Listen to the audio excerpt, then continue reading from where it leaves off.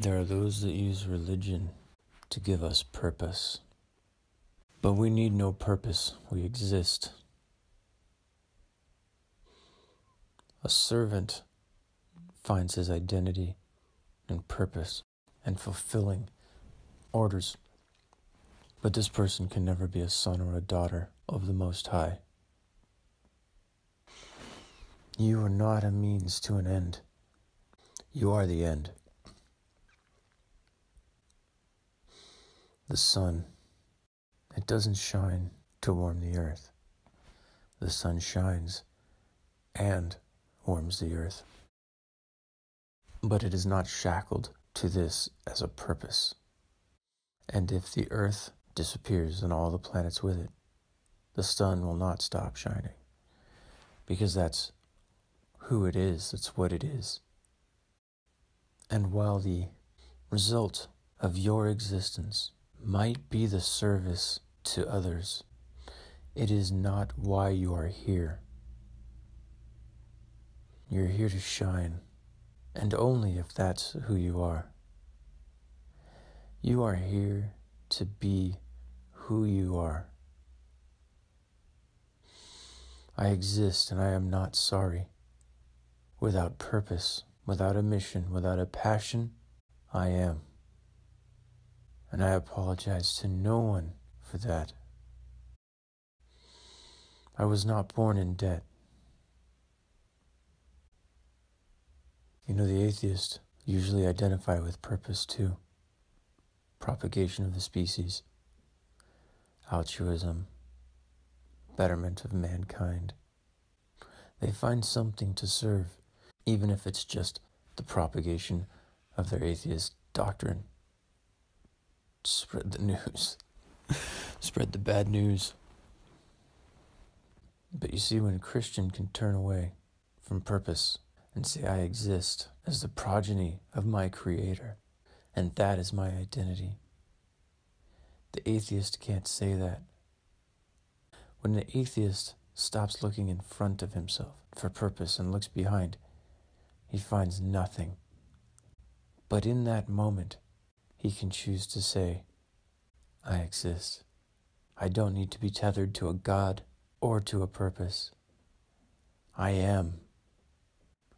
I exist regardless of purpose, and I need no thing to base my identity in. And when he says that, doesn't he sound like God? Isn't that communion with the highest? Isn't that the message of God? God says, I am. I need no purpose. I need no definition. If the atheist is willing to pass through the fire, he may come out more free than we. But if we pass through the fire, we will come out sons and daughters of God.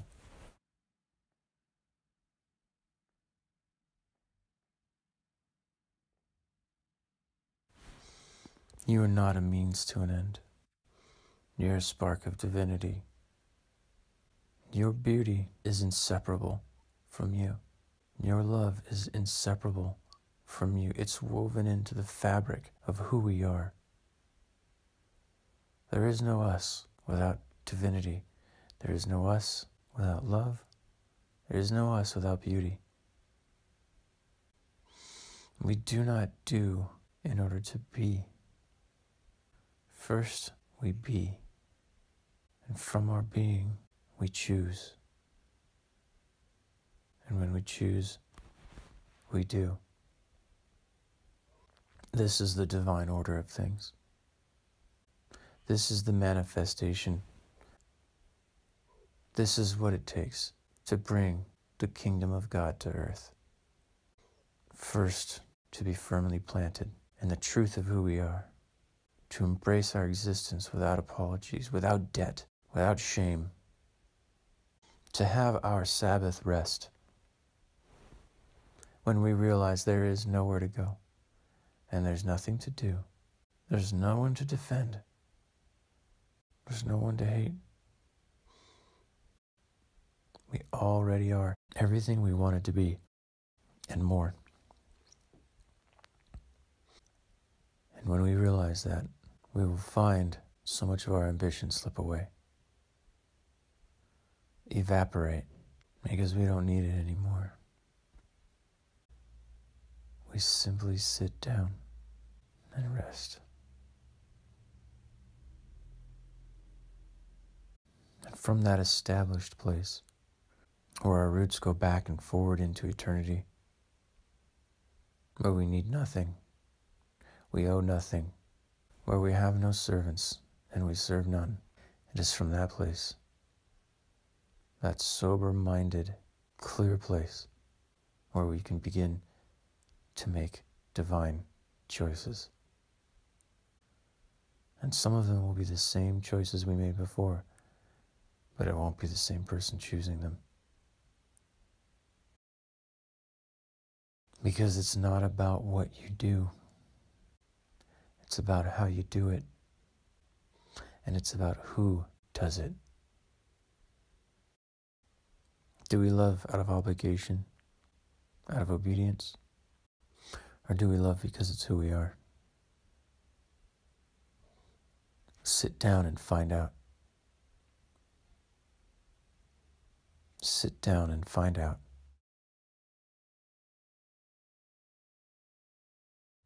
Are you willing to face what you find when you let go of all of the false motivations, all of the duty? Are you willing to fall through all of those fears for the chance of landing in communion with God?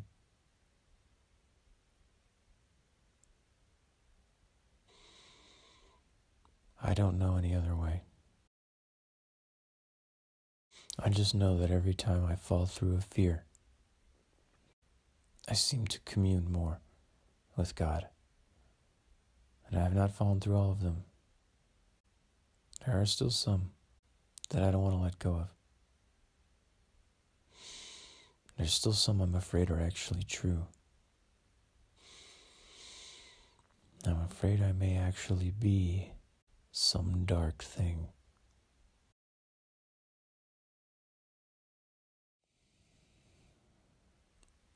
You're loved, but not because God is a merciful, all-enduring, extra patient, overly accommodating Father. You're loved because you're worth it. You're not beautiful. You're beauty. And you are not true. You're truth. You're not free. You're freedom. You're the verb. You're not the noun. You are the flowing form of these things. Love exists, and you're a part of it. Beauty exists, and you're a part of it. God exists, and you're a part of Him. He can't not love you. See if your own soul doesn't bear witness.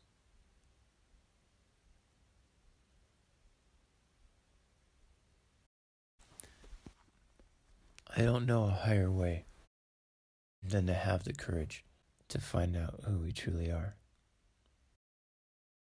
And I don't know a more courageous thing than to be willing to pass through our fears in order to find it.